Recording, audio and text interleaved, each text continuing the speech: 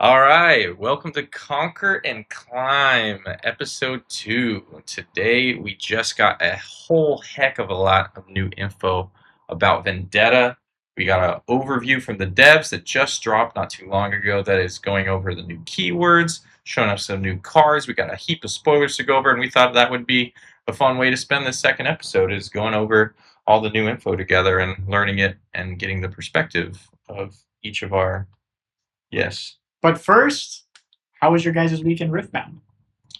Well, not that eventful. We all did not end up going to locals. But But we did play a lot online. Yeah. We went into the hyperbolic time chamber, some might say. Yeah, we did not keep up on our promise to go to locals. Whoa. But No dunce caps here. To be fair, No dunce caps here. To be fair, we all had stuff going on this week. It just happens sometimes. We still played. We got the reps. But we got some reps. We're learning. We got some online games in, so we could briefly talk about that. You guys were testing together, and then I spectated and just kind of performed a little bit of overview and coaching to the dismay of Cro, who didn't like getting coached against because he was complaining. How'd that feel? I felt good. I know how to think through my lines now, but that doesn't change the fact that I was playing Mimi decks most of the time. Yeah, what did you play? I played Ivern. I played Stacker Yi. I played Set actually, and I tried out. I tried out Set, and I also tried out one more deck. I can't think of what it was, but I did like Set a lot. Try out Buy, no? No, it wasn't Buy. You tried out Vex. I tried out Vex. I tried out Ari, and I tried out Spinning Axeman. Draven. That was my favorite too. I played Draven. Best one so far. Yeah, Draven's sick. I love Draven. He's everybody had a lot of hate for Draven back in set 2 because he was OP. Really? Is he still OP? No, not anymore. So he's still good, but he's not the end all be all anymore. Yeah. But it was nice to get the Mimi decks out of my system before it's time to go this upcoming week to a skirmish and figure out what real deck to play, because I don't think Stacker Yi is going to win any skirmish. Maybe Teemo. Maybe Set was pretty fun. I just think that there's a lot more. The hero ability adds a lot more decision making, believe it or not, or I don't know, maybe Dazzling Aurora stuff. Yeah, I don't know. Lame. We should all play Draven. We have a skirmish coming up this Saturday at our local game store in Riverside, Top Deck Keep. Shout out. We always shout out Top Deck Keep around here, but they're doing their local skirmish on Saturday, which last time, we so covetedly top-8'd because there was 8 of us. Never forget it. Yeah. Never forget it. But hopefully this time there'll be more Number 9. More players, and maybe if we're lucky we can get Ro to join us. But plan is definitely to hit locals this week at least. For tomorrow. Sure. Tomorrow we're hitting locals. Yeah, so 100%. That's going to be fun. Everybody's going to try out something new, and then we'll report back with our results next week. So I kind of want to try a deck that's more around spells. It's not Vex, because I want to. I kind of want to try a spell. That Ari deck is going to treat you That's right. The one? That's the one. That's the one. I'm telling you. That's plenty of spells. Aggressive. It's aggressive. Conquer focus. Linear. Sometimes the simple decisions are the best decisions. True. That's actually very true. Yeah, so we all have a game plan for what we're going to do for locals, and then we'll have to figure out from there what we're going to do for skirmish, possibly what you'll do for skirmish if you can make it. But skirmish might be the last one that we're all able to attend this skirmish season. Not sure. Have to check the schedule to see if there's others that we might be able to go to. But for now, that's basically all we have on the forecast for the coming week of Riftbound. Outside of that, we'll be dialed into all of the spoilers that are going to be coming out day by day, as we just got that kicked off today.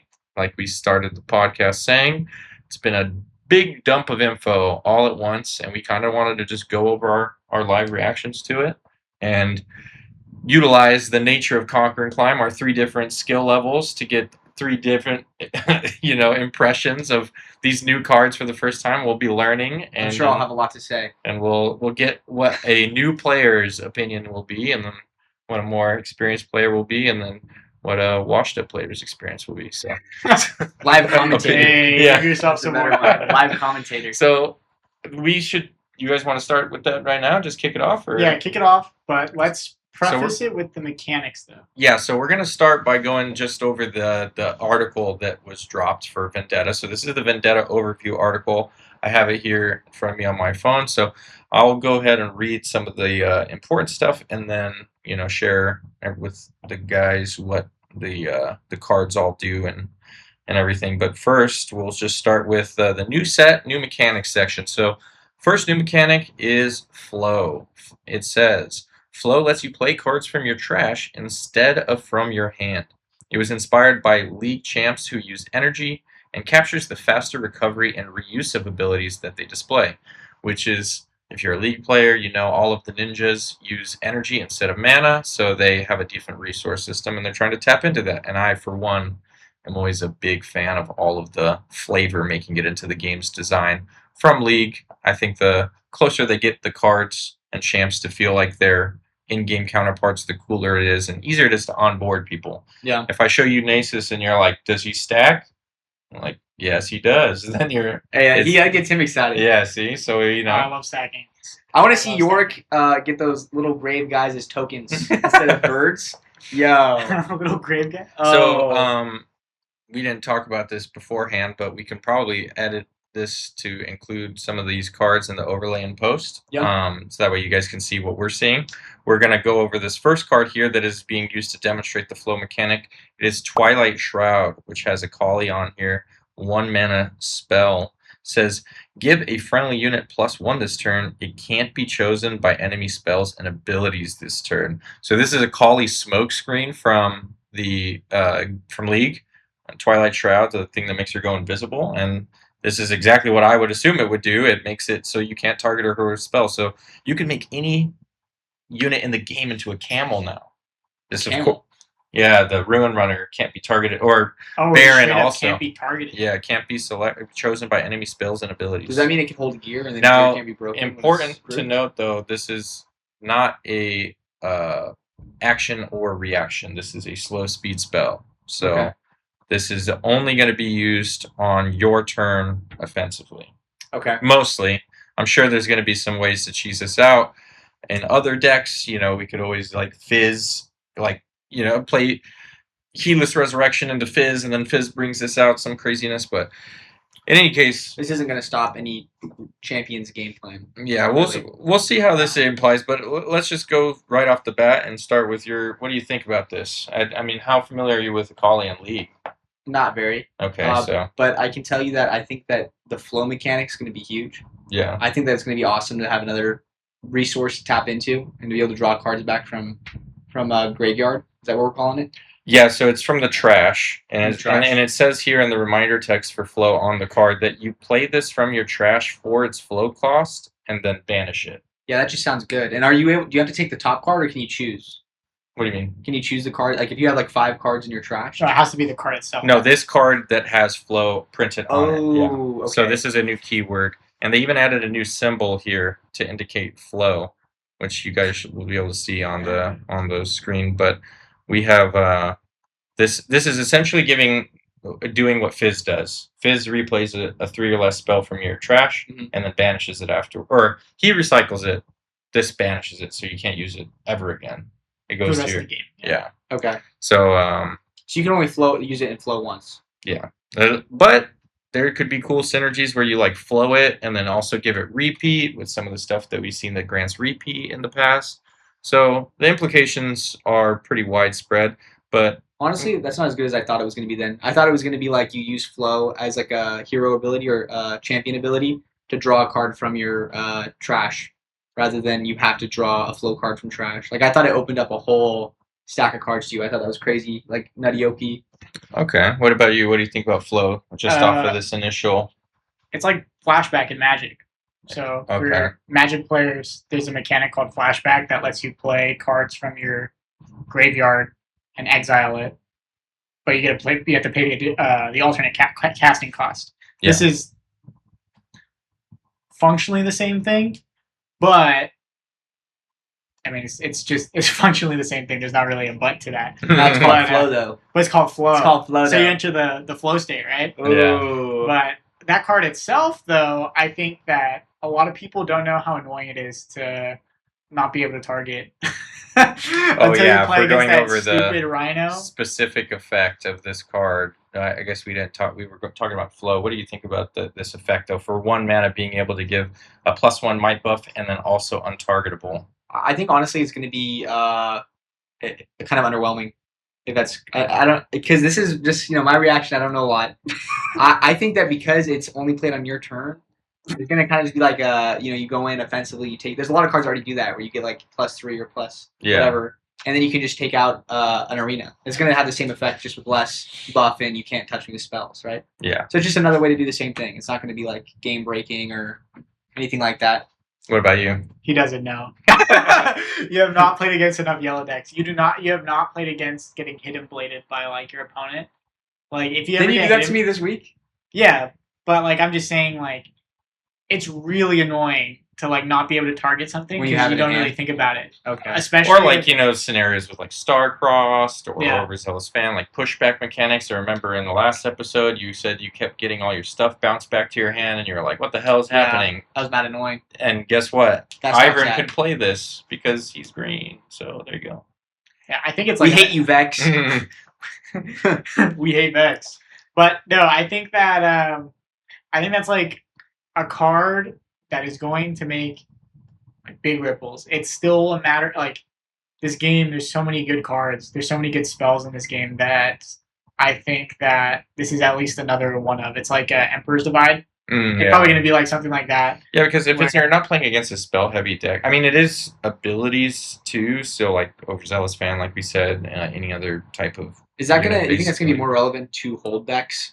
Because you have to play it when you're. Well, no, because it's like we said. Since it's not action or reaction speed, you have to play it during your turn. Unless you have unless there's an alternate way to cast this spell outside of its normal parameters. But for the time being, it's like an offensive thing. It seems. Okay, yeah. I guess I'll just have to trust you guys on this one. Well, for me, I think that this card. First of all, I think flow is going to be really strong. Like the fact that you can just build up, like play the game normally. And build up a grave of a bunch of flow cards, and then when you need to, like just pop off and start playing a bunch of flow from the trash. It essentially allows you to do a little bit for our Flesh and Blood fans to like do a little chain impersonation where you're just feeling like creating a second hand of cards. It facilitates like a late game pop off. Yeah. So depending on what flow cards we see, but like this one as an indicator, like. The first time you play it, maybe it's not the most impactful thing, but now while it's sitting in your trash for the rest of the game, like you just have access to it when you need it, when you need to flow Double play is really nice. So like when you're it's essentially like back in the set 2 meta, Bryn here was super strong because Aurelia was so strong. You would side in Bryn here, and then you would play Bryn here to turn off their ability to do anything, and then go in for game. And this is obviously not as strong as Bryn here, but it's the same principle. Like when you're ready to go for game, if you're worried about something like a Star-Crossed or Rebuke or any type of removal that's going to stop you from making your final push, you just flow this out of the trash, make your thing untargetable, and then go in. And they can't do anything. Of course, they can react to this, to you casting this. So you could still get Star-Crossed in reaction to you casting this. Or guessed it. Or whatever. But I think this is good. But we should probably move on to the next mechanic as we go now to the next mechanic is Burn. Burn sends cards from a main deck to the trash. Some cards burn your own deck to fuel synergies, while others attack your opponent's deck directly. Well, that sounds really... I like that. I like how that sounds. Mill decks. So we're getting some mill. You're telling me I can annoy my opponent? You're telling me I can burn their cards? Yeah, let me read this first card here that is demonstrating this mechanic. It is Shadow Order Disciple, 2 energy, 2 might unit, common. Says when I move, you may burn 1 to give me +1 this turn. To burn 1, put the top card of your main deck into your trash. So Oh. inherently burns yourself. Yeah. But it sounds like they're saying that there will be cards that say burn your opponent's deck, which is kind of interesting. Crazy, yeah. We'll see how that ends up turning out. So what do you think about that? I mean, you kind of said you think that's... It sounds interesting. I think it's going to set up an aggressive play style, right? Because you're going to have to burn your own stack to facilitate your play. We've seen in the past, Purple likes to play this from the trash, like with stuff like Traveling Merchant, Zon Warrens, Fizz. Like there's a lot of the Last Rides, the Harrowing. There's a lot of synergy with like putting your stuff in the trash and then playing it from the trash. The flow's not the first time this has been. Well, burn is the first time that you're just straight up milling from your deck. Before it was like, oh, I'll move, discard on move, draw, or like Ezreal, discard to draw 2. It's always been like discard, draw effects. Okay. This is just straight up burn off the top. So it's gonna make it so you can play those cards that maybe were being played before sooner. Yeah. Perhaps. I mean, it turbo fills up your drop. If you're playing like a Rasa strategy, which we saw before, like that was the reason why you would discard cards or try to discard cards to fill up your grave so fast, because Rasa is cheaper for every card in your trash. So I'm gonna ask you like a pretty basic question about the game that I've never run into. When you run out of cards, you just lose? No, when you deck out your opponent, well, first you have to draw and then not be able to draw. Okay. And once that happens, your opponent scores a point, and then you shuffle your trash. Oh, you just resume play. Okay, I was gonna say like if this is if you lose for losing all your cards, it might be like really risky, but no, it's like it's just a point. Yeah, you would have to like get to 7 and then mill your opponent out, and to like get the last point. That's like a potential way to use it. So mill in this game seems like it won't be as big of a problem as like mill in other games, where like if you just lose your deck or library or whatever, you just straight up lose. Yeah. So maybe it won't be too... I was kind of hoping it would act as like a bleed effect, where like you're basically putting a debuff on yourself to facilitate big attacks and get big units out. And well, you never know. There could be something that says like, to gain X might equal to how many cards you burn this turn or something like that. So there's a lot of synergy right now in the game regarding how many cards are in your drop. Maybe it's not a lot, but you were saying like Rasa. I can think of Dr. Mundo. Oh yeah, Mundo. And then, but what this says to me is a lot more of like they added the flashback mechanic in this game. Yeah. So this could be free card draw. So yeah, you burn and then you burn a flow card, and now you can play the flow from the trash. So that's a good point too. Now you're really trying to chain it up. So I think it's something that you should consider. Seems fun. It seems really good. It seems like a way to cycle through your deck. I don't know about milling your opponents out necessarily. That may be more. It sounds like it'd be really annoying to go against. Like it'd be really annoying to go against, but unfun. You don't have the power, I guess, that you may think, where you have, I guess, to look at their top card and prevent them from drawing gas. Mm-hmm. Like in Magic, they had Lantern Control. In Flesh and Blood, they have Arachne, Huntsman.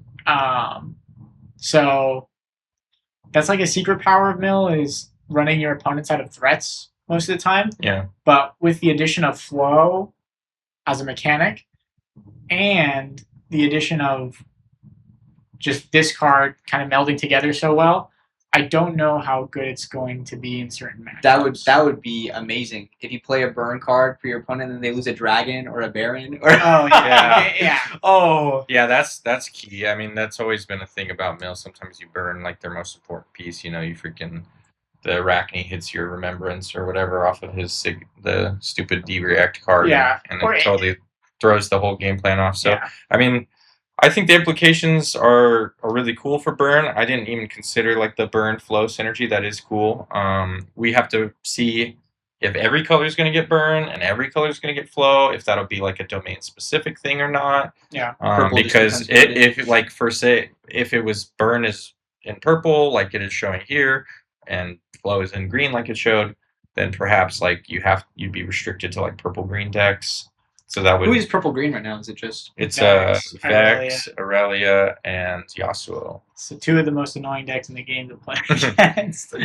But then, so we'll see how it goes from here. But I think our first impressions are, you're a little bit intrigued by burn, but not as much as you initially thought. You have a little bit a higher opinion of it because of the potential of it. There's like a high ceiling to it. It could be it could be broken. Yeah. For all we know. I think because I was, so ingrained in playing Chain back in the day that just hearing that idea of like burning your cards with flow and then being able to play them to like and essentially being card draw sounds really strong. So I think there's definitely going to be some cool combos with these new mechanics. And the final new mechanic is Empower. So Empower says, cards with Empower on them have the potential to gain new abilities once they're in play, often after paying a cost. This allows you to get a card on the board one turn, then amplify its might or effects on another turn. So essentially, Empower is an ability that you activate on a card. Okay. So it's saying that you play a card now, and then the next turn you can use its Empower ability to make it even stronger. And so say you open up a 2-drop with Empower, like the one that they're displaying here, Punching Poro. And then the next turn, you don't have a 4-drop or anything to follow it up with another unit. You can spend your resources empowering the Poro instead. Okay. Something like that. I think that basically is the long and short of what they're putting in the article. It's a card ability. Yeah, so we can read what the first display of that is in the article is, like I said, Punching Poro, red unit, Fury unit, Ionia, Poro, 2 energy, 2 might, has Empower. Its Empower cost is discard 1. So if you discard 1 card and then that empowers it, and while empowered, it has +1 might, so it becomes a 3/3. Okay. So very basic, but it illustrates what the mechanic is supposed to do. And then they also included a battlefield here, the Risen Altar. Empower costs of your units here cost 1 energy or 1 power less. So, ironically, that doesn't synergize with the Punching Poro at all. But as we'll see once we go into the rest of the spoilers, there will be cards that have an Empower cost that have either some amount of energy or power or both. Okay. And then this card is basically doing what the Purple Ezreal does, where it reduces that cost by one or the other. Yeah. So, pretty cool. We'll see if this battlefield ends up getting played, if Empower ends up being a really pivotal mechanic. But what are your first thoughts on Empower? It sounds like it will be nice to have, but underwhelming, because I think that anything that you can burn resources on that are not going to get used is useful. But I mean, maybe it'll be better in other cards, but specifically with the Poro, it's kind of just like, like a +2. Yeah. So, I mean, yeah, we'll have to see what other Empower effects are, because I'm sure some empowered effects are going to be pretty strong. Yeah. I mean, it would be nice in decks where you don't have spells to spend your runes, so you can just burn them and have a buffed unit. Yeah. Does it just last for your turn, or does it last to the defense phase? For the turn. For the turn, okay. Yeah. So it's purely offensive. Oh, no, actually, it doesn't say that. So maybe once they're empowered, they stay empowered. If they stay empowered, that's really good. Yeah. If it's just for your attack, I think it might be, because if I recall correctly, it's one of the other empowered spoilers says that like it works the same as like buff does, where like if I'm not already buffed, buff me. Okay. If I'm not already empowered, empower me. So it may be like that, where once you do it once, you can only do it that one time. It stays empowered, and you can't just keep like discarding and giving it +1 over and over again. I could see that being good then. If it's just for like the attack phase, then it's underwhelming. But if it stays, that's pretty badass. It's cool to especially on dead turns. Yeah. To add to that, the Dev Talk video, they have a little onion ring. Oh yeah, so I'm assuming it's a counter. Oh yeah, you're right. So I'm assuming it's a counter, but the Funyun. Yeah, the Funyun on the card to show that it was empowered. We got to start doing that, man. We'll have Rune Knights, or what is it called? Rune Knight Nights? Nexus Knights with a thing of Funyuns. For my buff counters. Do you want to use one of my counters, bro? Yeah. Don't eat it. Please, I only bought so many. But the mechanic is. This is what I like about this game, is that it's in a new enough space that they're able to experiment so differently with everything. So especially with Empower, though, I think it's going to be like insane too, because it's a resource. I mean, I don't think it's going to be broken, but it's a good resource sink. So whereas there are some turns where you're just holding up like 5 mana, and it's like, okay, this guy doesn't have anything, Yeah. And they're just like, well, you don't have anything. Might as well just do. You can use the resources instead and be more resource efficient, or it gives you outlet. And I'm assuming And some of Probably. them are pretty strong. Like, well, you guys will see when we get to it in a little bit. But one of the first cards spoiled was that Mel card that says, while it's empowered, your spells can't be negated. Yeah. So some empower effects are going to be like pretty impactful if you can keep them on board. Yeah. And maintain that empowered status. But yeah, but for the most part though, I think being resource efficient too it's going to add a layer to the game that I don't think people consider, because it gives you the option, and I'm assuming it's all done at like just normal speed. It's not done at instant. Okay. It looks like it's slow speed. So I'm assuming at least that it gives you a lot of bait ability, if that makes sense, to sit there and be like, I have 2 mana up, I could have empowered the poor, or I could have empowered this thing. Or I have another card in hand. Yeah, that's a good point. Yeah, some extra mind games where you're like, why wouldn't he have empowered that? He must be holding up something in hand. Yeah, that's cool. And then just to be like, I didn't have to defy anyway. Yeah.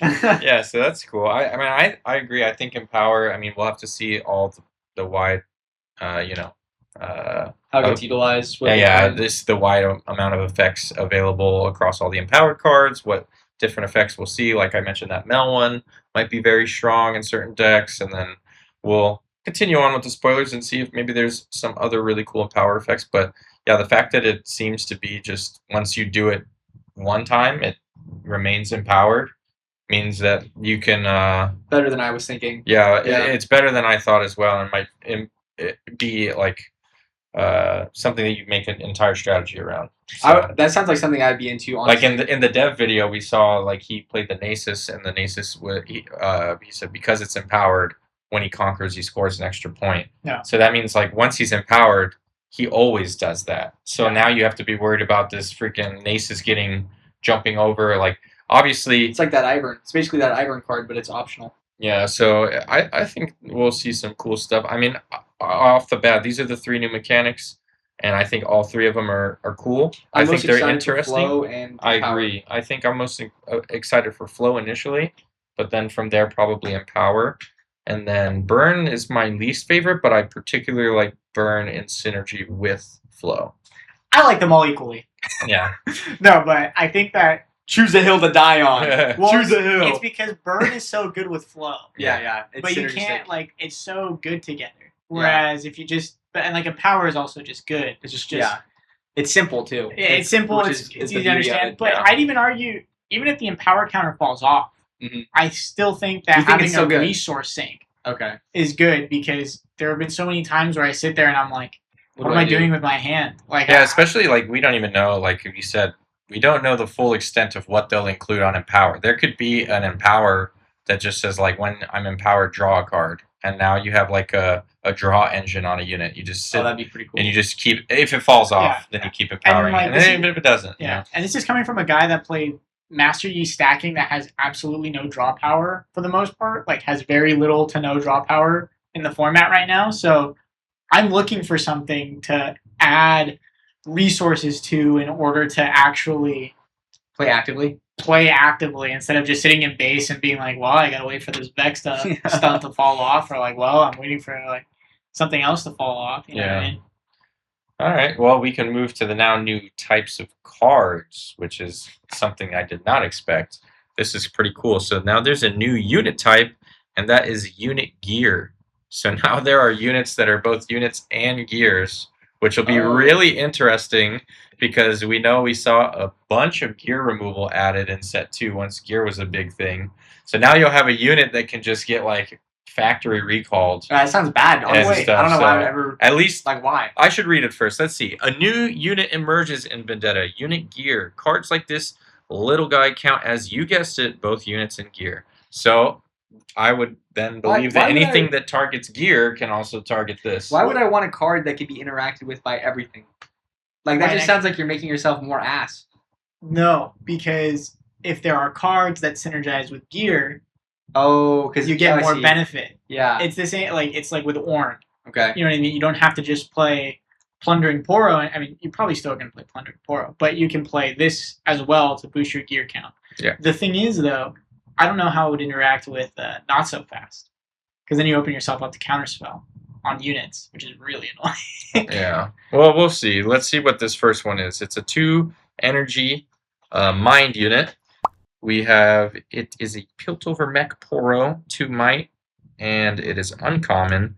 It says I enter exhausted, which I think is only on there because gear typically enters ready. So because this is a unit gear, it's specifying that it enters exhausted. Maybe it will be more common for it to enter ready. That would change things because then you could play an aggressive deck without spending extra resources.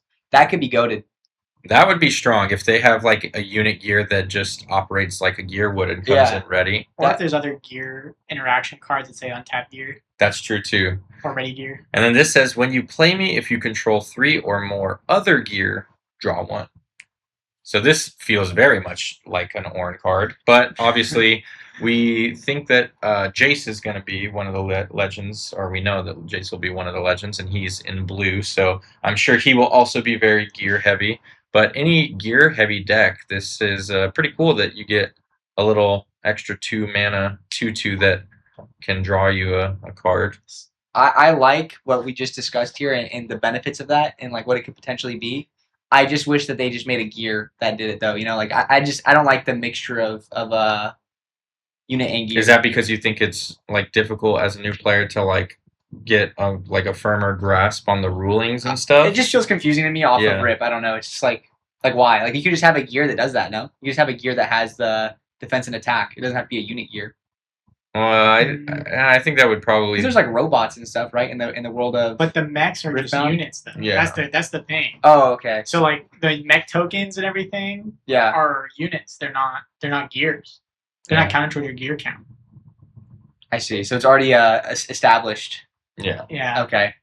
I think that this opens the design space even more. Yeah, it's pretty crazy. What's crazy is the fact that they got artifact creatures in the game now, basically like from Magic, and if you come from Magic, you know, like artifacts are generally the most powerful thing you could use in Magic. And even in Riftbound now, some of the like gear showed up. I mean, Dazzling Aurora from set 1. Dazzling Aurora. But then even like set 2, the equipment gear. Yeah. Like, who would have thought that Swiftfoot boots would see play even now? You know what I mean? I would have. I think boots of swiftness are sick. Boots of swiftness, whatever. But the point is, though, that's why you're the expert. Yeah, I guess. I guess that's why. You can call them Swifties if you want to be a league head. That's what you call them. Knowledge. No, I called them the Magic thing. But either way, the fact that gear, like, I wouldn't even think gear is like that relevant. But I still like see BF sword. We still got BF sword. I mean, I think the implication of this is pretty cool, like we discussed. I mean, well, obviously this is a new mechanic, so we'll see how it gets expanded on with future spoilers.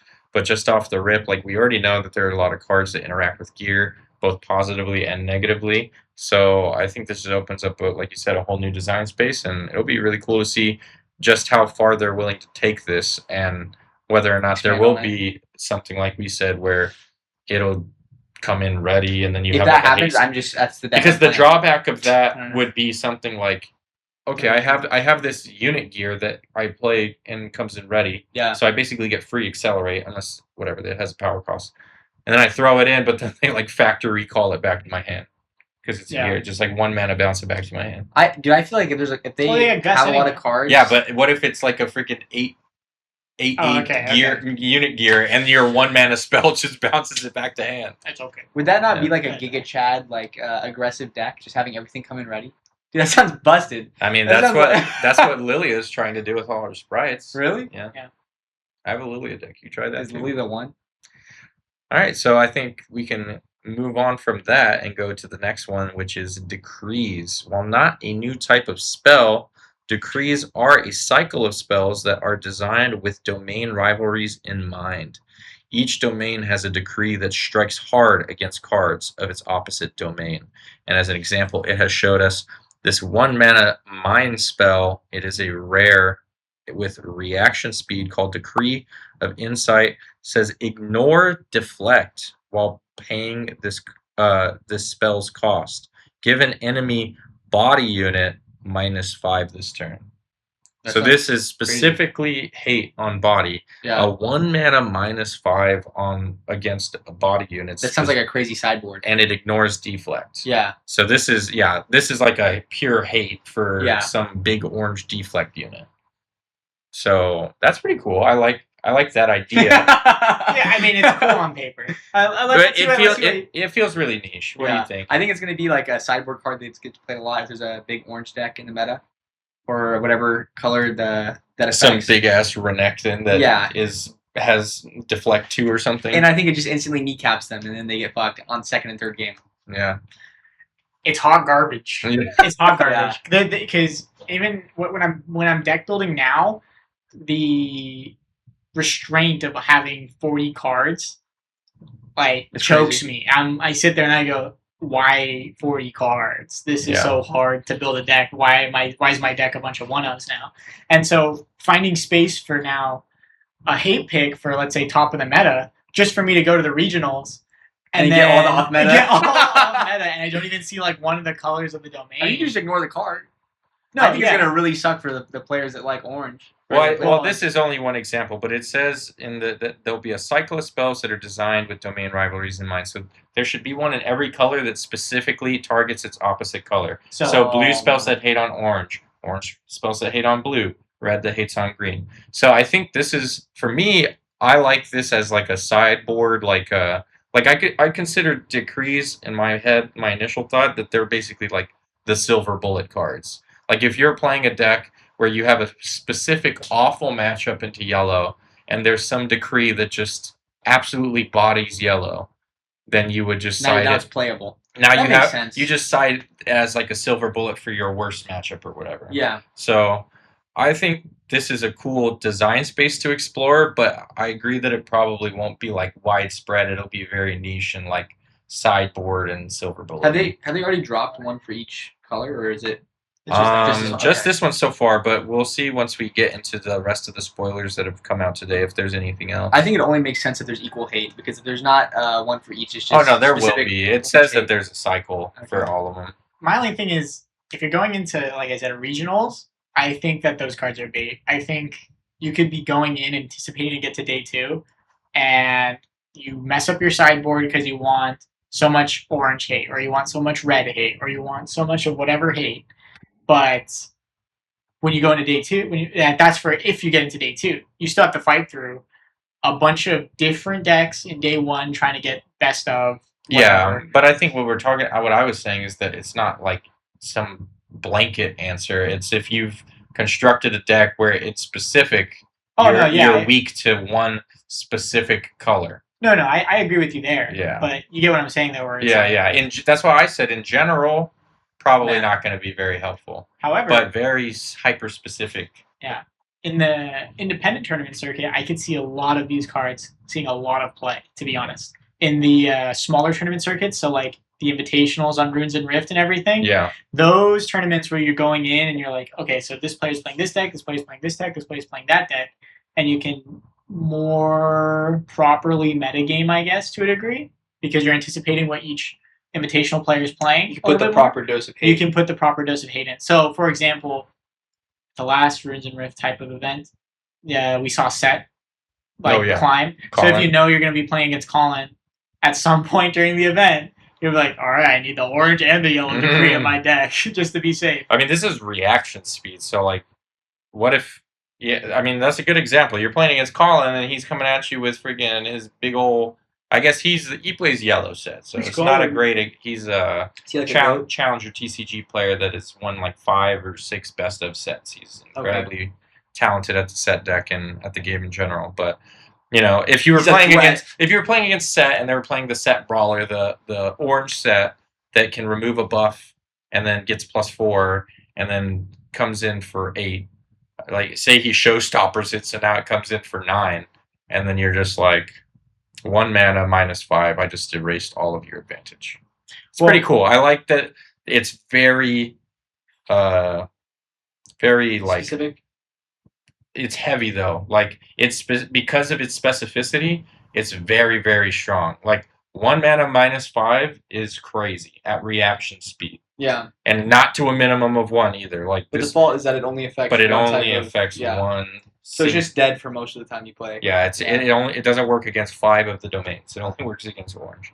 But I think the idea is cool, and I would like to see how this. I think the other cool thing about this as an idea is how it will reflect for new players, getting new players in, like the new product that they're doing with the rival thing with Shen and. That's exciting. and I think Zed. that's cool. That's a great product where if you want to get your buddy into the game, you're like, let's go in and we'll buy this thing together. You take Zed, I take Shen. We 1v1 each other, and then you'll get that extra flavor of these decrees being like, oh, my Zen deck or Zed deck has like specific green hate for Shen or whatever.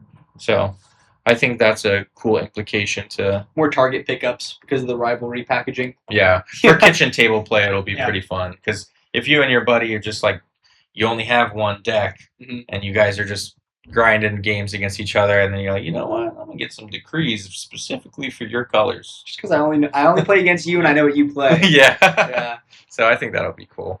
And then I think that does it all for the new card types and new effects as far as this article is concerned. The only other thing, let me just quickly scroll through here. We got some showcase treatments. Crystal Rose alt arts are coming. So Wild Rift's returning skin line of the Crystal Rose will be making its debut, and we're getting another blue Ari. I can't wait to drop $40 to $200 on an alt art card. Yay! I love Ari. It says the Crystal Rose alt arts will appear as often as other alt art cards in Vendetta booster packs. They have a special numbering because we are celebrating art from Wild Rift. Over numbers, we have the 9 new legends in this set represented with overnumbered variants, so we're doing overnumbered legends again. And then rival overnumbers. In addition, we have 22 champion overnumbers representing what are overnumbers? The Draven that I sent you, the alt arts, the like more lucrative alt art cards. That look super cool. Yeah, the ones you get by playing. They're called overnumbers because they're like their set number. If you look at the bottom of the card, how it says out of whatever 006. Oh, okay. It'll be like card 121 out of 226 or whatever. Limited. And the over numbers will be 227 out of 226. So that means they'll never be reprinted. Okay, so we got to get hella boxes. Or I think that's how it works. I can't remember. Something like that. But you opening the boxes right here. So it says there's 22 champion overnumbers representing the legendary rivalries from the League universe. These pieces are I don't actually know this word. Diptychs, allowing you to. Diptychs, what is he? Oh, yeah. I think it's supposed to be like 2 pictures. So they make so you get the Nasus one, you get the connected one, you put them together, and then you get to see them fight each other. You see Shen and the Zed. Yeah, that's gonna be cool. Yeah, no, we saw that with Jinx and Vi have one, and then there's a Victor and a Jace one. So there'll probably be a Renekton and a. So if Jace is the same color combination as Victor, is that a flavor fail? Well, they're not the same color combination. They're not? Victor's blue-yellow. Jace will be blue-orange. Blue-yellow versus yellow-blue. Stupid. One's a primary color. All right. Okay. We can go over... That's it. Yeah. So now we can just move into spoilers. We have the spoilers here. Let me bring them up. The flow burn is going to be the most OP. I'm most excited for the artifact / unit for the potential of on play, and then the unit gears. Yeah, and then the empowering. Simple enough. Let's see how any of these mechanics have been expanded on with these spoilers. So we'll skip over Punching Poro because we already talked about that just a bit ago. The goat. Is that the one that looks like Kung Fu Panda? Yeah. Oh, the goat. Yeah, you guys will see these. We'll bring them up on the overlay for the video. So if you're in the game, if you're just a listener, then you'll just have to go by our description. But if you're the Punching Poro is actually kicking in the air while standing on a rock, wearing traditional Chinese wooden sandals. But they'll see the card though. No. But they're listening. That's why you watch. Oh, why else do you think we get into the room? Why do you think we all get into this room? but not just for the ambiance. No, it's just because we like seeing each other. That's We true. like sitting 5 feet apart, 5 feet huddle over a little mic. Yeah. Hey, stop! Don't give No, away the oh, sorry illusion. about There's no All right, so let's move up to the first card. This is a Kali Deadly Weapon. This is a 3 energy, 3 might fury unit. It is an epic. It has the tags Akali and Ionia with Empower for 2 energy and 1 red power. Empower me and use only if I'm not empowered. When I move, you may deal 1 to a unit at a battlefield that I moved to or from. If I'm empowered, deal 2 instead. While I'm empowered, I have +1. She has gank? No, Oh. not inherently. Okay. Oh, that's pretty cool. Though, so you can like finish someone off or get like a. So she's Nick at a base. She's a 3 mana 3/3. Yeah. Then on the next turn you pay 2 mana and a power to empower her. She gets +1, so now she's a 4/4. And now whenever she moves, you deal 2 damage to a unit at a battlefield that you moved to or from. And that stays like a token. Oh, it's Or we don't or. know yet. Oh, okay. Yeah, to or from. Yeah. Okay, because I was like, okay, you go. So first, she you go first. pings when she moves, basically. If that's a token, that'd be pretty cool with the recall cards I've seen, because you can just slide up, recall, slide up. I mean, it doesn't stay though, the damage, right? If it's a showdown and after the cleanup, they'll lose any damage. But I mean, it's good for sniping like little guys. Like if you You're playing move like in, if they have overzealous fan, you just move a Kali in and just shoot Snipe. it for 2, and now Recall. yeah. Yeah, that'd be cool against like the people that play a lot of units. Like who plays a lot of units? Like that one mech guy. Victor. Is it Victor? Oh yeah. I mean, you don't even need to be empowered. It always does the 1 damage. Empower makes it do 2 damage. So yeah, against Victor in specific, or even any recruits. Ivern, that'd be pretty good too. A lot of 1/1s, like the tokens and like the. Assuming they don't have the brush. Yeah. Yeah. But what do you think? This goes into a purple deck. This is like a red. Oh, Ride the Wind. Yeah, I can already see it being like pretty good with Ride the Wind, where they're trying to get a 2-drop in to your base, and you can just ride the wind, kill the thing before they conquer, move over to the other base. Yeah, like in Annie, you can like if they attack her, you can flash it out, and then when she moves away, she throws the shuriken as she runs. Which is pretty cool. Don't do that. Okay. Anyway. All right. I think this card's cool because it is it has no power cost and it's a 3-drop, so it's a good chosen champion for a Kali. Okay. Because that means going second, she can drop this turn 1 and have no power cost. It's just a 3 mana 3/3 that gets extra value. Yeah. So anytime you can have a no power cost chosen champion that is 4 or less, so you have either a guaranteed turn 1 or turn 2 play, it's pretty strong. Like that's why the red Draven got banned. Like a big reason why that red Draven got banned was because he was a 4 mana 4/4 with no power cost. Mm-hmm. And when you're playing the Draven deck, you're just like almost every single game, turn 2, I just dropped this Draven. Damn. And I'm like, and then I'm gonna move. You think it's it. a repeat of history? You think it's gonna be that good? Well, no, but I just am saying like that in and of itself is a big plus for this card. Okay. And then its effect seems pretty cool. I mean, once you empowered it, it's a 4/4, which is fine. That's good. It doesn't die to a single trigger of Falling Star. You say purples are gonna play this probably? Yeah, because of the move effects, Flash and Ride the Wind and stuff like that. There's Vex buff? No, it's red, so it has to be red purple. But yeah, I think this is a cool first card to look at. One of the chosen champions for Akali, who will be our red green legend this set. One of the 3 rival domains. I want to see Fury and Calm. I want to see what the green Akali looks like though. Yeah. Because I think that I don't know if the Akali deck would necessarily run this. Only for that reason, where we can let's go to the Akali leader as our next spoiler, just for the sake of argument here, what we're looking at, because that might help us inform a little bit of how this card plays into it. So Akali, Rogue Assassin, is a red green. That is Fury. She's coming out as a champion. A legend, yeah. Oh, cool. Yeah, so she'll be the Calm and Fury legend, which her ability says Empower for 3 energy and a power. Empower me, use it only if I'm not empowered. So the legend itself will empower itself. And then, as an action, tap this card. If it's your turn, move a friendly unit in a showdown to base. And if I'm empowered, ready it. Yo, I'm playing this champion, Yeah. bro. It's the champion I'm playing.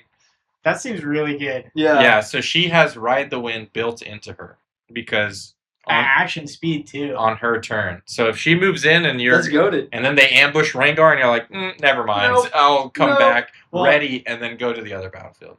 Because the damage sticks though. That's how that works. Damage sticks. No, if after a cleanup in a showdown, damage is healed. Were you thinking call back, go back? As Yeah. It's like that's how you play a Collie in League of Legends. Oh, true. You like run away and then you come back? spawn back. You know what I mean? Oh yeah. But at least when you play against a Collie in League of Legends, that's what it feels like. Why is she just teleporting everywhere? Mhm. But in the game, though, or at least in here, I think that, yeah, it's pretty cool. You don't even have to spend the Empower, which is really cool. Yeah, I The know. I only- thought you were gonna have to spend it, but you don't. Yeah. The only downside, though, is the fact that you have to pay for it. You have Yeah, to but empower you the only have to do it one time. Assuming it works the way we're thinking it This does is right now. the hero. This is the hero that you don't play on board, right? Like this is the one you can't This is play. your champ, Yeah, your leader. So you just when you have a dead turn, you empower your leader, and then you now can do all the cool stuff. Now you can Yeah. use her effect. Huh. It's pretty good. Yeah. Seems very straightforward. So yeah, in synergy with that Oh. red unit, that you don't means even need to empower her if you want to play it defensively, too. yeah. Oh, that's really cool, actually. Yeah, because this you can always use this if it's your turn. Move a friendly unit to a showdown to base, and then if it's empowered, you also ready it. But if you just need to flash a guy out to save it, you can Just do do that. that. Yeah. What if? So let me pitch an idea to you guys. What if we all rolled up to an event out of state, all playing a Collie? Okay. Let's wait till we get through the Hey, come on damn now. spoilers. Come on now. We need to know what all the cards are first before we start making commitments like that. You could be the Jace guy, dude. Yeah, you never know. Fuck no. Hey, respectfully, he does not have aura, bro. A Collie has aura. All right, let's. Okay, look. You think Jace has aura? He's probably going to be the guy that interacts with the gear? the gear units. Oh. Well, like, Hey, what if we all rolled up with Jace? we need to get through the spoilers, so we're not Oh, here for 2 hours. you're right, you're There's right, a you're lot right. of cards to get through real quick. So let's move it along to our next champion unit, Ambessa the Wolf. This was spoiled thanks to the T1 set. So that T1 set, Ambessa is one of the cards in it, and this card is a body unit. Ambessa the Wolf has the tags Ambessa and Noxus. It's a 4 energy, 4 might epic unit with Empower for 3 energy and 1 orange power. It says, while I'm empowered, I have +3 might and can't be dealt damage unless I'm in combat. Guys, you know what I'm about to say? What if we all rolled up with Ambessa? What do you think about this card? That seems like pretty simple and cool. Like I don't. That's the. It's 4 mana, 4/4, Yeah. and then once you empower it, now it's a 7/7, and it can't take damage unless it's in combat. Yeah, that seems like. Which is kind of crazy. Yeah, it's bulletproofing your core card, right? Like, you don't have to worry about it getting slipped out from under you. I mean, it could still get bounced and stuff, but they can't like Falling Star to just kill it. I don't know or if there's whatever. an Ambessa hero anyway. Yeah, we don't know if Ambessa will be one of the Oh. So legends. it's yet. just like one of the cards. Oh. Yeah, it might be like. But I'm this pretty card sure. might be- I'm pretty sure she is going to be one of the legends, like her and Mel, because it's like all the rivals or whatever. It's Zed and Shen, like Renekton and Nasus, and then Wait, it's Ambessa from. Ambessa. Arcane? So right now that's just Yeah. a goated orange card. Though. Ambessa and Mel, and then Kennen and Akali. Does that not instantly just That's go in all 8. orange decks? So and then Jace would be the No. only one without a rival, I guess. Well, if it's Victor's 9. from the previous set. I Yeah, guess. so I think that might be what it ends up being. So I think Ambessa might be a legend. In which case, this goes back to what I was just saying about Draven. 4 mana, 4/4, no power cost as a chosen champion. Pretty strong. Goated. Turn 2, drop this if they don't kill it. Next turn, empower it. Now it's a 7/7. That it's Yeah. pretty hard to remove. The best part is you can't kill it from base. Yeah. Yeah, I think that is. I think Well, that's like even like in trades, when they push in or when you push it in, they can't like Wages of Pain it to Yeah. like. Oh, I guess they can because that's still in combat. But yeah. I guess I need to know more of how the rules work with combat damage like that. Mm. But I can definitely see it being really good against. Well, like Falling Comet. Falling Star. Falling Star. Yeah. That's the 6 damage one, right? Yeah. 3 separate. Yeah. Does 2 No. two instances of 3. 2 instances of 3. Yeah. I'm talking about the one that's just like 7. You know, it's like Falling Comet. Something like Oh, that. the 5 mana that deals Yeah. deal 6 or whatever? No, it's not Singularity. No. The other one. Falling Comet is 5 mana, deal 6, and then Oh, that's Singularity is trash. like 6 mana, deal What? 6 to 2 things. Yeah. No, because Falling Comet's just like I just paid the extra 1 so I could kill 2 things. Yeah, And but even it's if I- also 2 power. Ooh. Falling Comet has no power cost. Oh, okay, that's pretty good. And But it's action speed, not Okay. and Singularity is slow speed. Okay. But That's how I sniped your guys. Remember that one game when you were playing E and then you couldn't regenerate back up? Yeah. The Singularity. Yeah. Yeah. Singularity is strong for sure. But yeah, I think this unit seems pretty cool. I'm excited to see how this archetype. Well, I don't know what the other color for Ambessa will be if she's a legend. But whatever it Straight is, orange. I mean, I don't just going off of what I think about the character. She might be orange yellow. She might be like in the same vein as Set and Fiora and stuff. Like I think body and order makes sense because that was like her whole thing, and Arcane was bringing order to Piltover. So, Dude, spoilers, bro. shut up! You haven't even watched it. That's what I'm saying, man. Spoilers. You're never gonna. What All if right. I thought she was like an agent of chaos? All right, so now we'll move on to our next legend. Another one of the legends that is using the rival colors. This is our first Order and Chaos legend, purple and yellow. It is Heart of the Tempest. That's Kennen, the little lightning rat from League of Legends. His effect says, when you play a card from anywhere other than your hand, empower me. And then as an action, So they're disempower me. Power. Disempower me and tap. Give a unit assault 2 this turn at action speed. that's pretty good.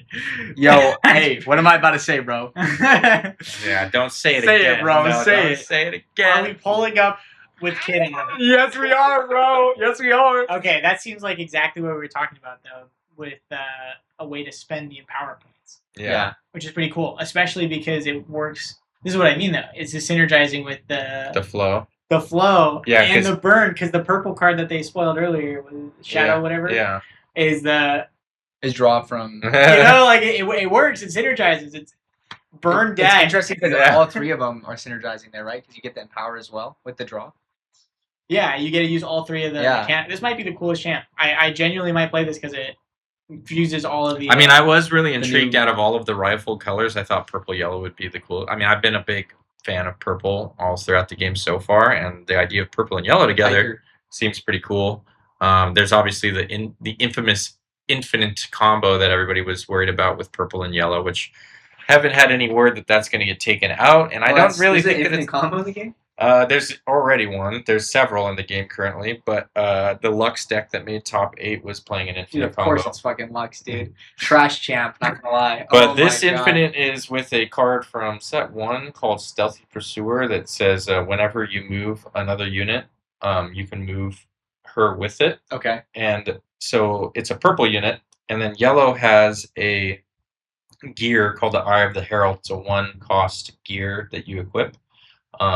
Usually you see it in Azir decks, and it says, whenever I move, make a 1/1 recruit here. Okay. And then in set 2, there's a yellow 4 energy, 1 power cost Renata unit that says all of your tokens enter ready.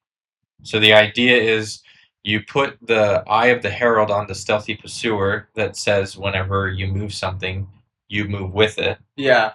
And then when you move your guy up, she follows it, creates a token.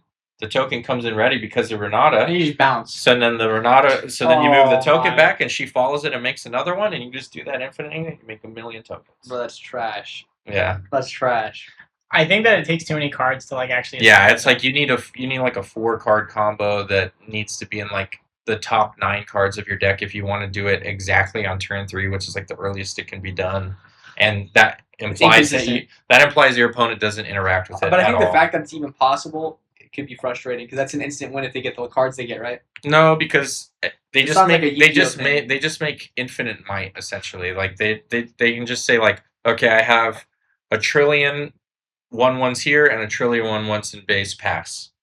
And then but then like if your opponent does like down well, your whole board there's is like gone. there's like unchecked power. There's ways to get around it. Okay. There's the Angler Beast that just says all units with 2 or less might gets returned to hand.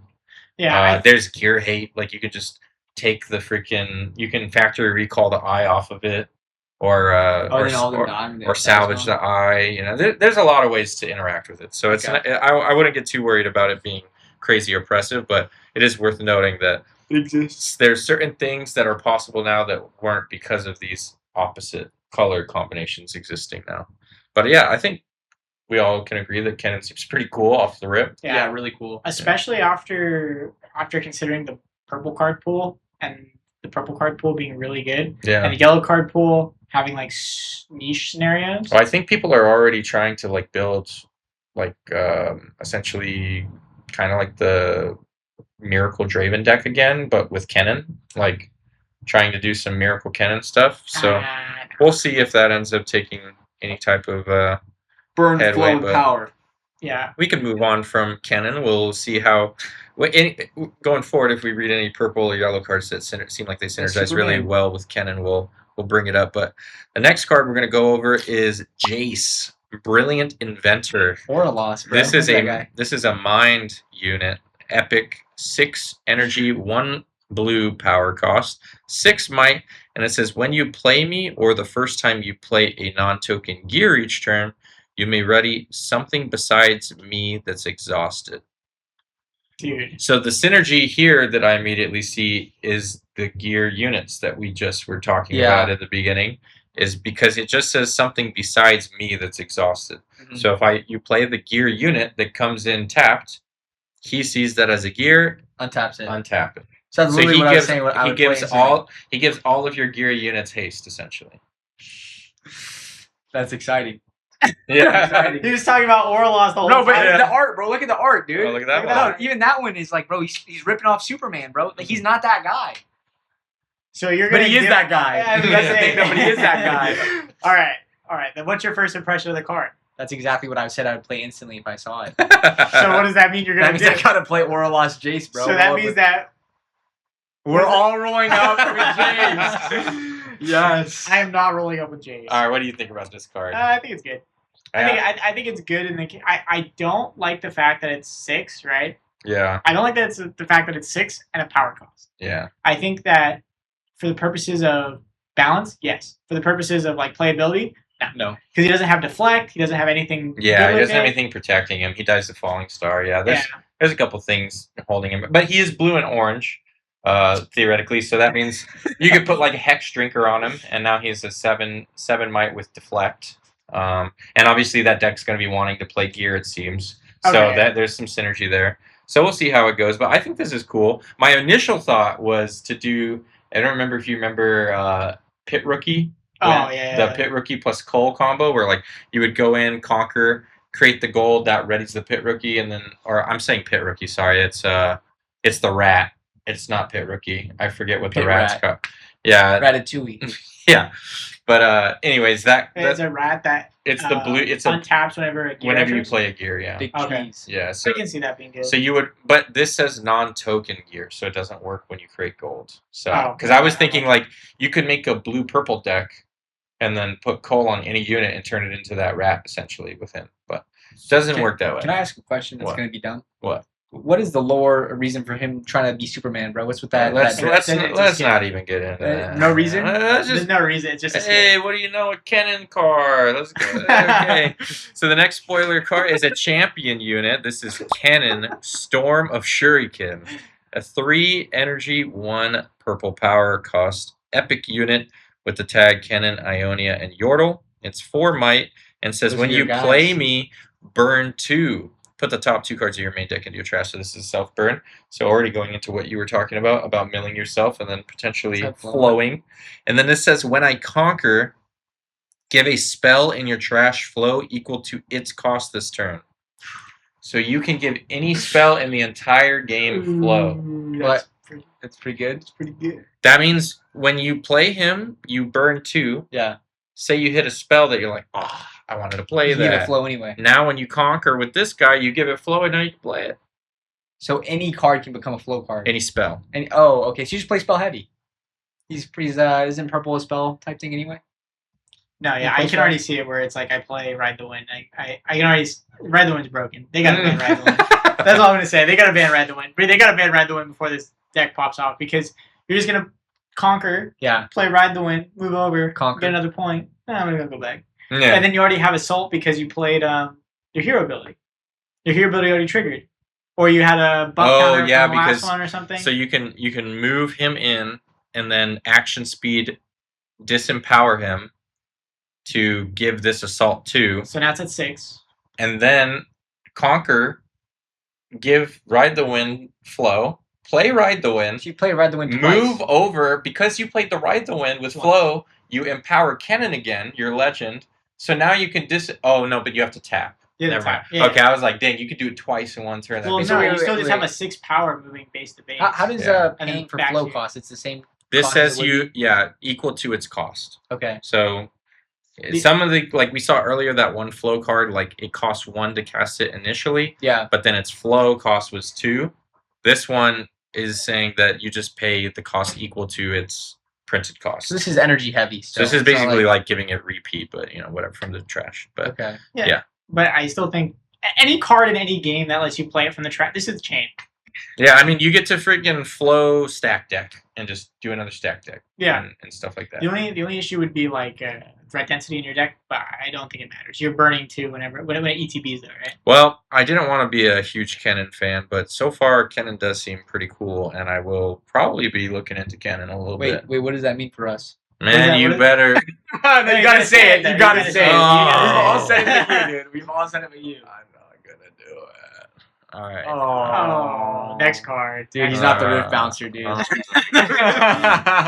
you know what? I'll do it for this card. The next spoiler card is Nasus Ascended, which you cannot see with the image, unless by the time we edit this, the full image is available. And the image that they've given us so far, the full text of the card is cut off. But thanks to the spoiler video, we know what this effect says. This is an 8 energy, 1 green power cost, 8 might unit. It is Stacker, dude. Nasus, Shurima, and I think it says dog. His final attack is that he's a dog. So he's can a play dog with for Ivern. Ivern. Yeah, you +1 in Ivern. And anyways, he has deflect 2. Nasus Ivern? He has deflect 2 and empower for 8. So 8 energy to empower him. Bro. But while he's empowered, he says, when I conquer, you score a point.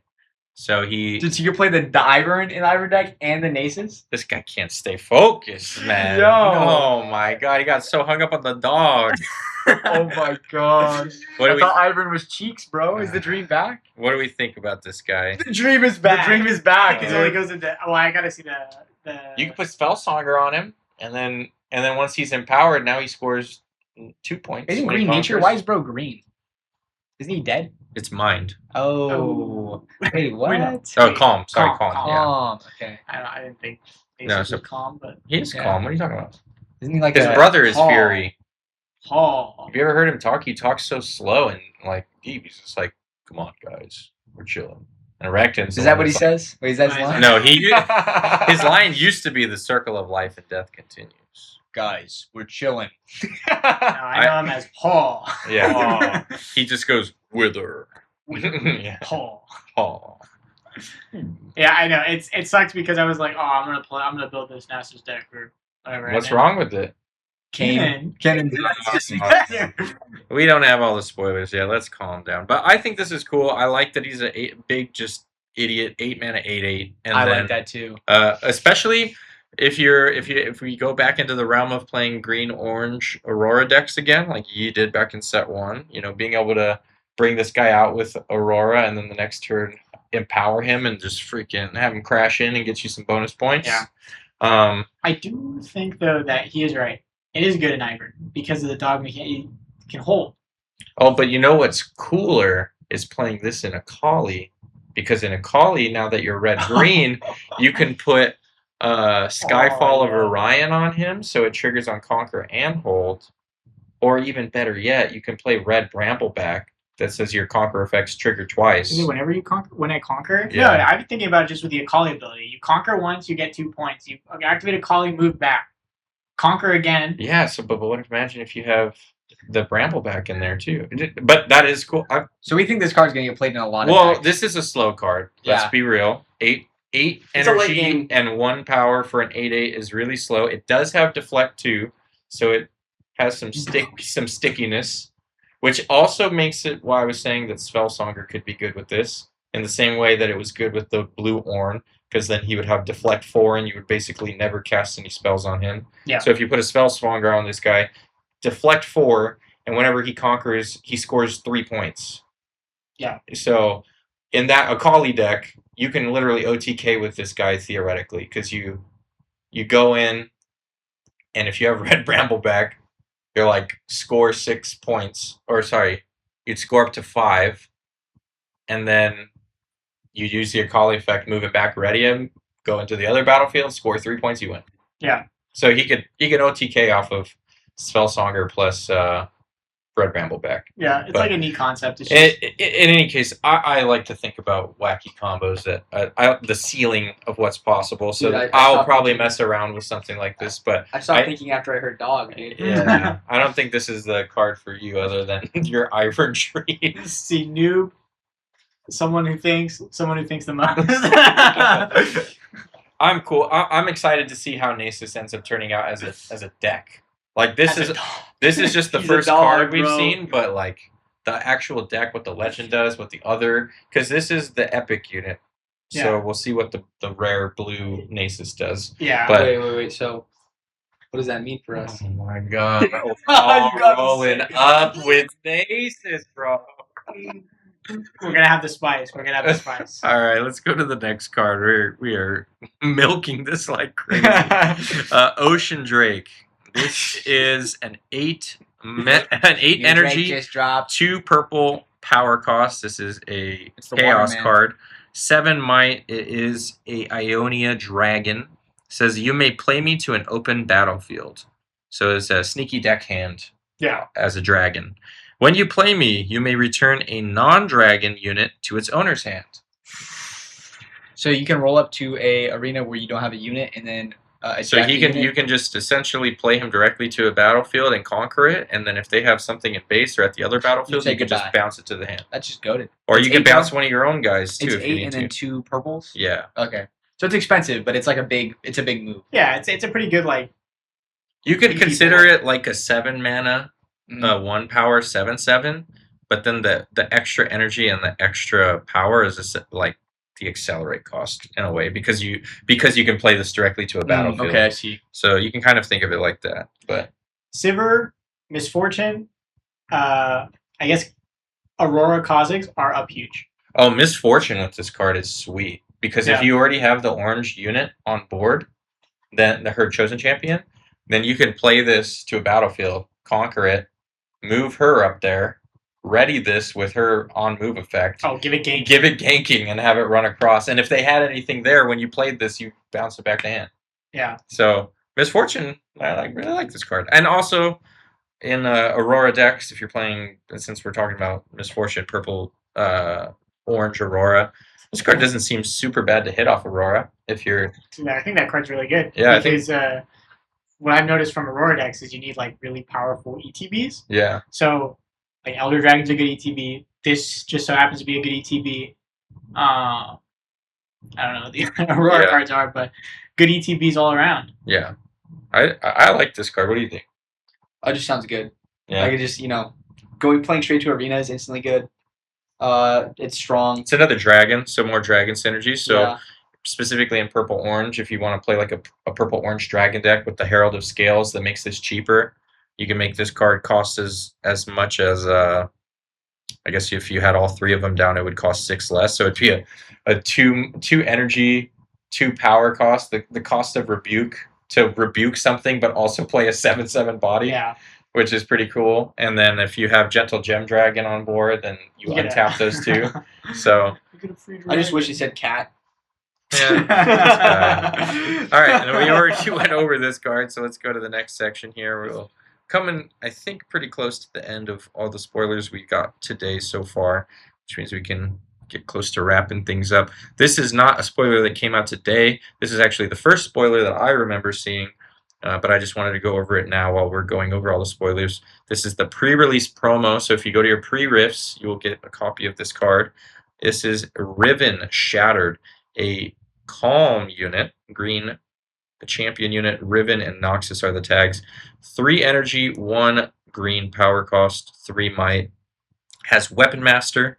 If you're not familiar with Weapon Master, that is the effect that lets you equip an equipment to it for 1 power less when you play it. I did that. And when I attack, choose an enemy unit here, deal 2 to it for each equipment attached to me. So my immediate thought when I saw this was Jax players rejoice, because Jax players needed some kind of payoff for throwing a bunch of gear onto a unit, and this is a pretty good one. You stack 2 or 3 gears on this, and now every time she moves, deal 4, 6 damage to something. It's pretty crazy. It seems like they're thinking about a lot of the legends that are maybe less played or have problems in this release. Yeah, I mean, potentially. But, I mean, this is cool to see Riven make her debut in the game.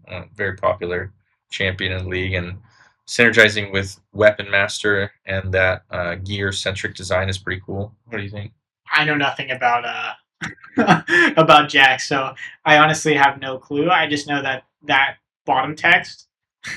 Wait, is she a portal? Well, you know, this could technically go in Azir. Azirs typically don't play a lot of units. They'll play like all gears and just rely on Sand Soldiers. But, you know, sometimes if they board wipe you, if you throw down Ribbon and then put all of your 5 gears on her and she's just nuking stuff for 10, could be cool. But. Yeah, I just don't see it as like I see it as a good like payoff, because I know Yasuo, the green Yasuo, I think it was, that does like first strike damage basically, is like super annoying to play against. So I see that and I see the Yasuo and I'm like, oh, okay, this is a really good effect. The problem is just the power cost. Yeah, you know what I mean? Like, if you play this in purple green.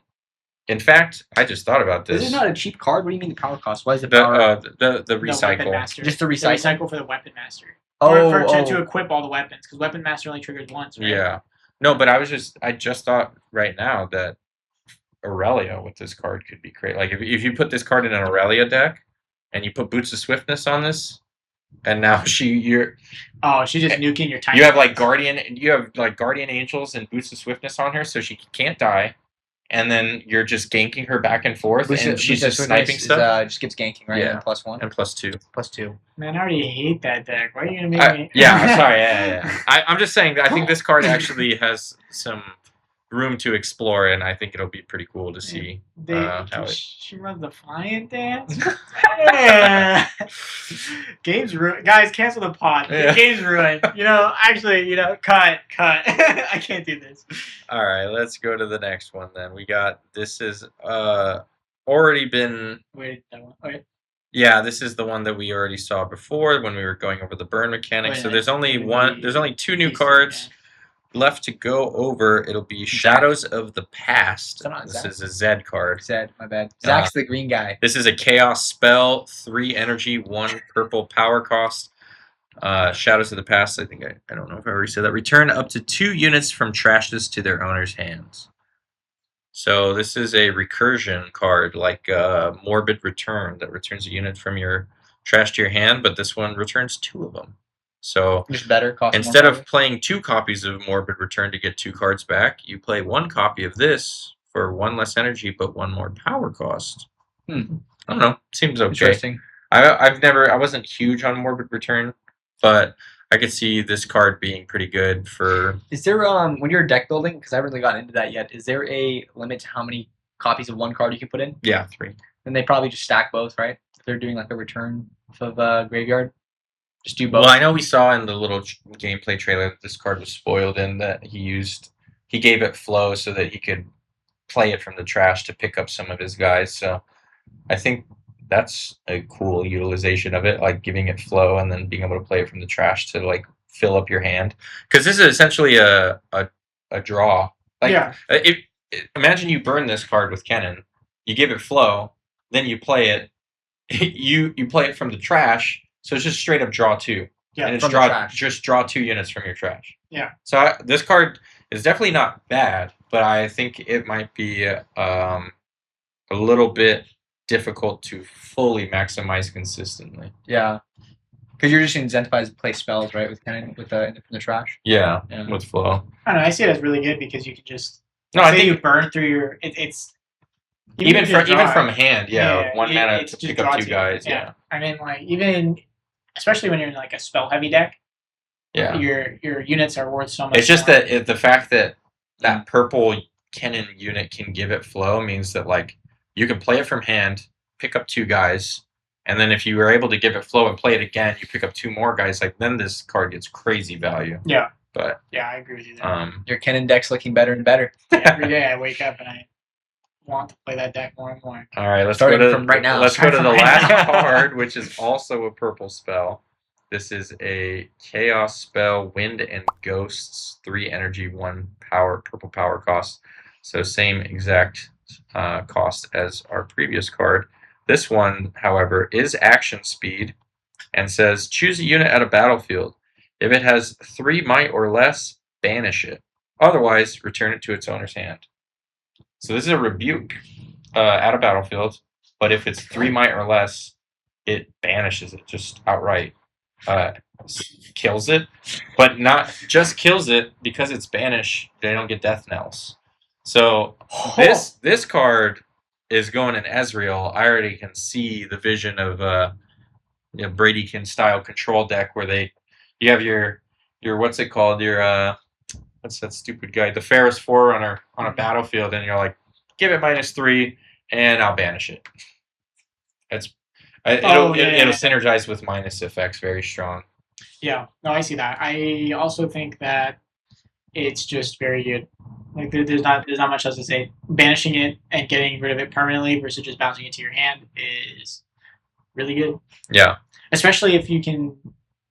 It's weird because you can also get rid of it as like a resource too, because there's a lot of the yellow decks that look to buy things back from your graveyard right now, especially in something like LeBlanc, where Death Knell is important. Having a way to get around Death Knell is really good. Yeah. Like, I don't think that. What does Death Knell do? On dies, you get an effect. Okay. So like draw when it dies, on you death? draw a card, channel Okay. 1. I think that's good against cards too. Yeah. Yeah. This card seems cool. I mean, it's action speed, so not super broken. It's not reaction speed like Starcrossed is, but the fact that it can banish and not just bounce is really cool. Yeah. But I like that it has that modality of being able to bounce anything, but if it happens to be 3 might or less, you can just outright banish it instead. Yeah. So it'll always be good, and sometimes it's crazy good. Yeah. But it is restricted to just battlefields, so it seems like a balanced card. I don't think it'll be broken, but I think it'll definitely be a good card. You'll probably see it.